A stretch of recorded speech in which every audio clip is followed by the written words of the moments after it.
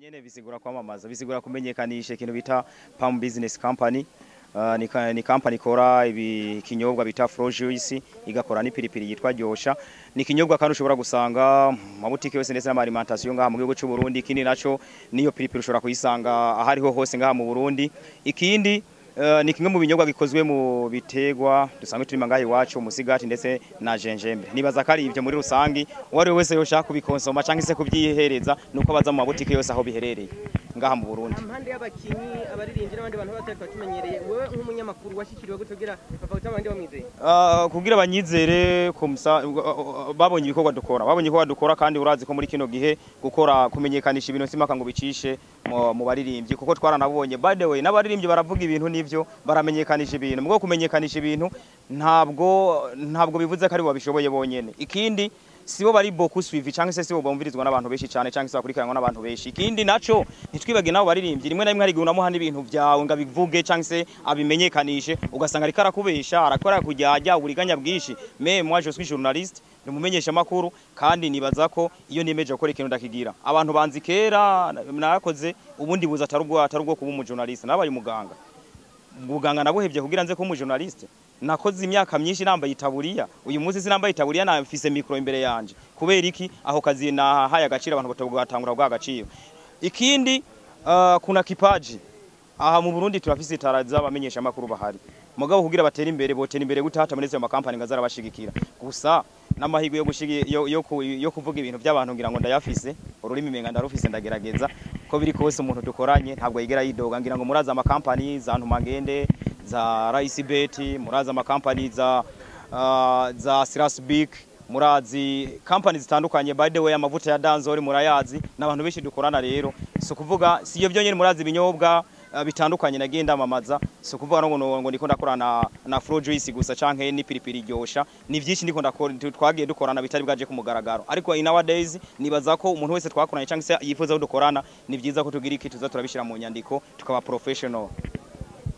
Tweko turamamaza ariko tugaruke mu nkino turi ku munsi indwi ya kane tuvuge 4e journée Burundi Sport Dynamique ku mwanya wa mbere n'iyindi migwi akagira kurikira.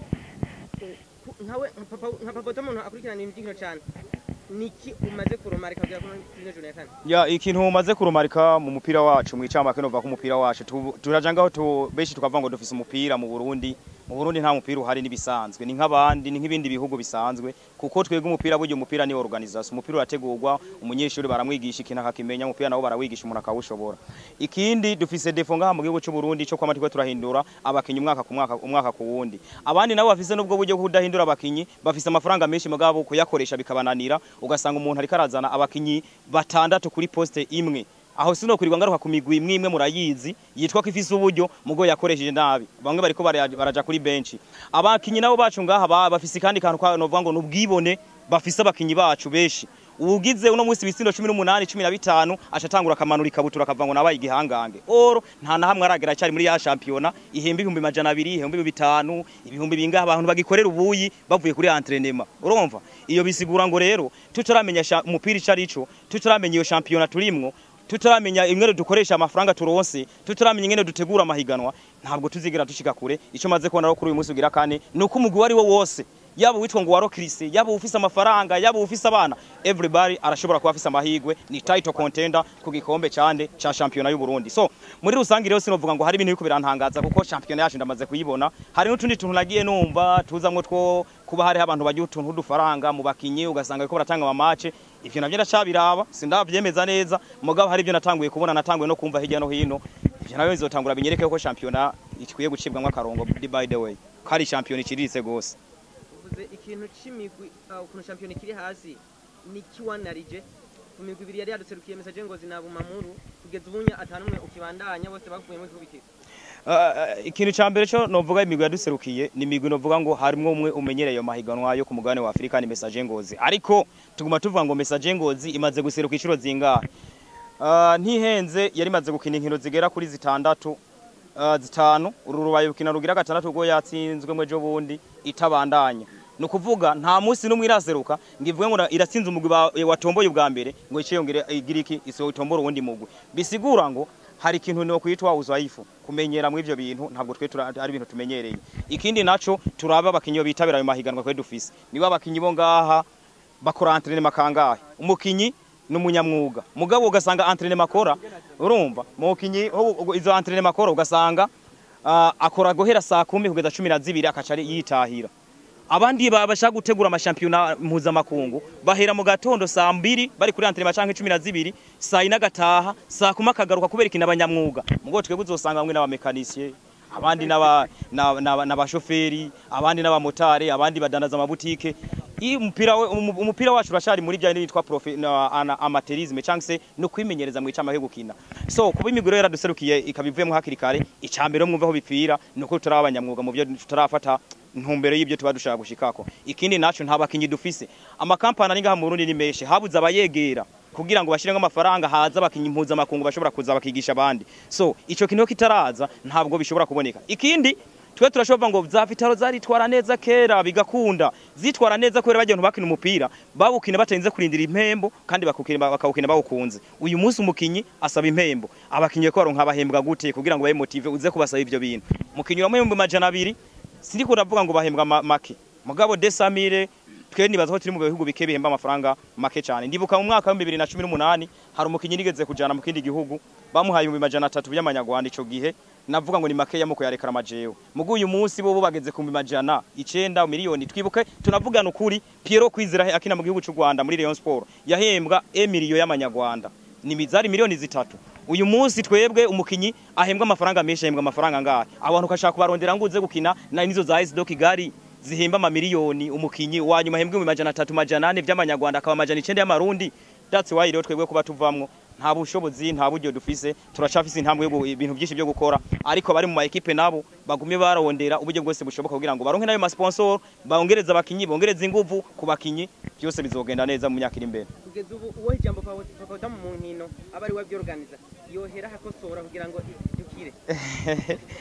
Ibyo biragoye kuko icambere cyo nohera ko jewe nibaza ko nobanza kuyaga n'indongozi hanyuma nkayaga n'abakinyi kuko nibo bagiteri principal nibo biraba cyane nkabereka ko intumbero atari gukina championnat y'u Burundi gusa ko iyi championnat ikinirwa no kubivuga rimwe na rimwe urazi ko bitanemewe na CAF urazi ko bitanemewe na FIFA bisigura ngo no kubereka ko bakwiye kujigwera handi atari ngaha mu Burundi. Ikindi novuga no rimamwe ico no kwita uzarendo ku bantu barukunda umupira ku Barundi bagashiramo ingufu ku bantu bagira iki baza kubibuga nimuje kuraba umupira apana kuza uvuga ngo nagoroye impuzu yanje gusa nje kwicara ku kibuga atakintu waterereye uwo mugwi. Abantu bafana imigwi Vitaro Interstar zabayeho zande habayo za Prince uyu munsi zarazimye kubera iki habuze abantu bazishigikira.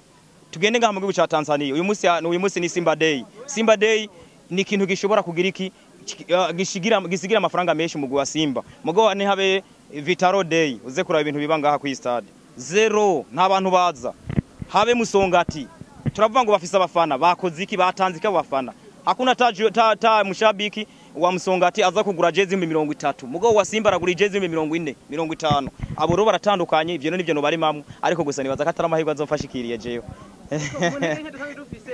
Ubona mu Burundi bunya wibatse kushiyindi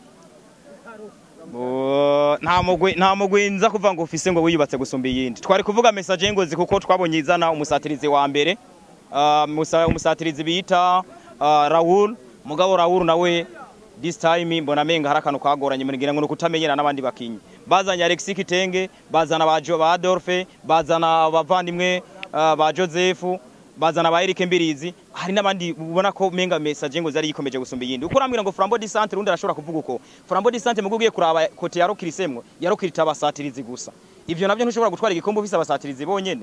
Twarabonye ko ama equipe yo gutwara igikombe ufise umunyezamu mwiza ukagira umugardier mwiza abakinyi b'inyuma beza ukagira n'abakinyi bo hagati beza. So kubyerekeranye rero na Flambeau du Centre sindabirandirako cyane kuko Flambeau du Centre yoyo iri mu migwi muyindi kandi kuko no kurokirita burya byiza bari byiza ko rokirita mazikorwa no mumenyereza apana gwa zikorwa n'aba president canke se abandi barongozi bo mu equipe bamwe dusanga batanazi n'iby'umupira nko nabivuze bakabijamwe kugira ngo yani waonekane baboneke biyerekane bababone baci bavuga ngo tubari mu mupira mugabo atacho ariko barateramwe umupira aruko awugira amazina y'abavugo. So nibaza ko imigwi yose isa n'iyingana kuko n'uje tuvuga ngo turawusuzugura canke se bawusuzugura ko je nta mugwi n'umwe suzugura ngaha mu Burundi urazuga kubita wa wundi mwe muvuga ngo ni gihangange umugwi twavuga ngo wanyuma mwa kino gihereye twako turavuga ejo bundi twavuga ngo Top Junior Kayanza United wabonye ibyo yarayibonye kuyu mugoroba nibaza ko abanyakayanza nabo barayabonye ko imigwi itandukanye canke se integuro zitandukanye gusiga hari ni préparation avec la préparation équipe yose irashobora kuzotwereka itandukaniro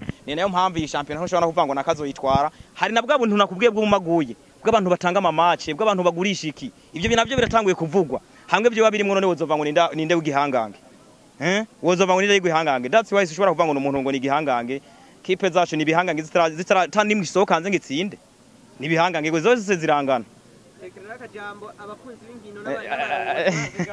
icyo novuga ku bakunzi b'inkino mu icamake ni bakaze butu yani bongeze inguvu chance bafunga ibirato kabisa kuko hari urugamba rurayi rwo kugwana kugira ngo umupira wongere ugaruke twarabonye abantu bitwa bajuma Mose twarabonye abantu bitwa tugaruke no hafi wanagomba ba Vererina hayo twarabanye abantu bakina bitanga ivyo bintu vya betting ntivyari bwaze ivyo bintu byo kubona ngo umuntu gatsinze ibitsindo bitandatu acatangura gare ntivyari bwaze Juma Mose yabaye kapitene w'intamba mu rugamba y'imyaka 13 ntibari bwa musore mu kibuga ngacagara mugabo hari umukinyi wumva ngo ni kapitene akacagira uko abo bose baza bakavibura ya canke sava nk'ivyo bihugu ngo ngaho mu Rwanda Tanzania ugasanga yaciye abona ko menga ni gihangange Orosefo abandi bakina za Basaksahiri Istanbul Basaksahiri abandi bakina ni barubaha akazi kabo mwicamake je kubwaniro bwiranga abafana bagira inguvu ariko ntihagire umuntu umufana azogenda avuga ngo afise umugwa ashigikiye ngo urakomeye ngo giziki imigwi yo nga mu Burundi yose irangana aho bigikwiye nuko tuja hamwe tukagira iki tukangene twubaka nico kintu no babwira muri rusange murakoze cyane namwe